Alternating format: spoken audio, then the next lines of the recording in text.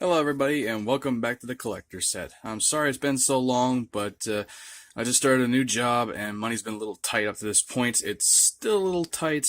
I can't promise anything for a few more weeks, but soon enough everything will be in the flow and it shouldn't be such a big deal. Now, I went to Target recently and to celebrate my new application, well, my new employment opportunity, I was hoping to get a hold of the Extreme Chompin' T-Rex from Target. Unfortunately, they are completely out of stock in all of Central Florida. Literally, according to their computers, they haven't restocked in 2 months. I don't know what's going on, but wow, I'm hoping that changes soon. Meanwhile, I did find this little beauty, and this is also a little bit rare, and I'm glad I picked her up. It is the 1993 what the heck? Jeep Wrangler Sahara. And, yes, Sam Beige. Yeah, I'm never going to let that go. This is probably going to be a very quick review, but I just want to go over it real quick. For starters, this is a fantastic action... No, well, I wouldn't call it an action figure. This is made by Matchbox, and it works just fine with the Mattel Jurassic Park Legacy figures, which are there 4, by the way. We're still waiting on Malcolm. As a quick note, this is not secured in the package. I already got her off. And well, I'll talk about that more some later. Anyway, just so you know, when you get this, you need to tear the glue right here, or at least cut it. And then there's tape right there and some more on the bottom. Just pop that out of the way, fold it, and when you get to here, all you gotta do is lift up on this little tab part here and then turn. Okay? And that's all you gotta do to get it out. What's cool about this kind of packaging is at least you don't have to keep it in its shape. You can actually fold it into as much like a file card as you want. Make it easy to store. Here's the back of it, and it shows that all 4 characters in there. And obviously it's not limited to just them, as I will demonstrate soon. But yeah, it's pretty cool. It shows you everything you need to know. So here is the Jeep Wrangler, and this is number 18. As I explained with the Matchbox one, that is the one that Dr. Grant and Dr. Sadler arrived in and saw the Brachiosaur with. And yeah, the detail it's pretty good. It's not the greatest, but for a $15 vehicle, it's not so bad at all. And there's the interior, the 4 seats, and a little compartment right there that you can keep extra items in, which is really awesome. Well, sort of.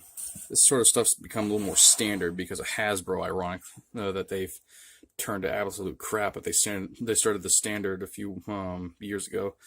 Right away, this reminds me, at least in terms of the quality and what it all comes with the old G.I. Joe Vamp vehicle. And they've released a few re-releases of that.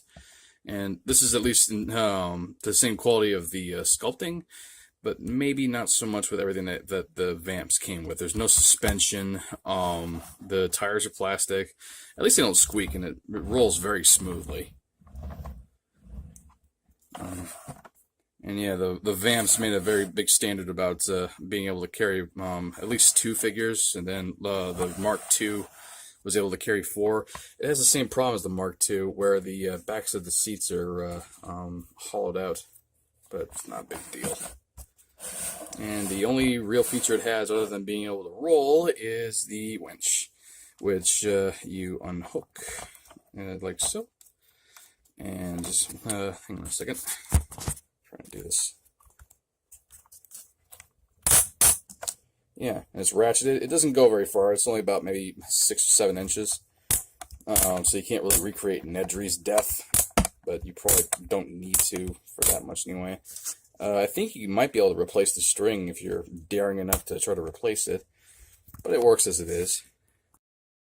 Unfortunately, I could not afford any characters to go with this from Jurassic World or Legacy, because I'm trying to budget my money for right now until work is stable. But these are the only things that I had that are in the 1/18th scale that might be able to fit in here. And I'll demonstrate in just a second, but the only ones that really fit in there all that well is the Valor vs. Venom G.I. Joes I got. These 2 fit alright, but they have minor issues because of their articulation. As you can see, Stalker fits in there just fine. He's articulation is made for this. I think a modern G.I. Joe could fit in there pretty well too. Wolverine, he's mostly fitting in there. I think he's hovering a little bit because his hip joints not exactly the most reliable. And Indy, not really. His knees are restricting him from going any further in there, and the sculpt of his pelvis. So not a big deal. You're probably not supposed to be using them there anyway, but in case anyone was thinking about it. I thought you said if we started the drive early, we would have gotten there by now. We did go early. We went at 3 o'clock in the morning. Oh man, 3 Megacons in a row. I hope Rob Perlman's still there. Oh, he canceled out again. Ugh. Yeah, Megacon! And he doesn't have to park. Ugh. And that is my review of the Jurassic Park Wrangler. And I hope you enjoyed this. If you get your chance to get a hold of one of these, please do. It's only $15. I was actually kind of surprised at that. The other figure vehicles in this line are a little more expensive. And this is great nostalgia. It's great value. I can't really say much more about it. It was just a really good piece. And I look forward to displaying the eventual chopping T-Rex I hope to get a hold of with this.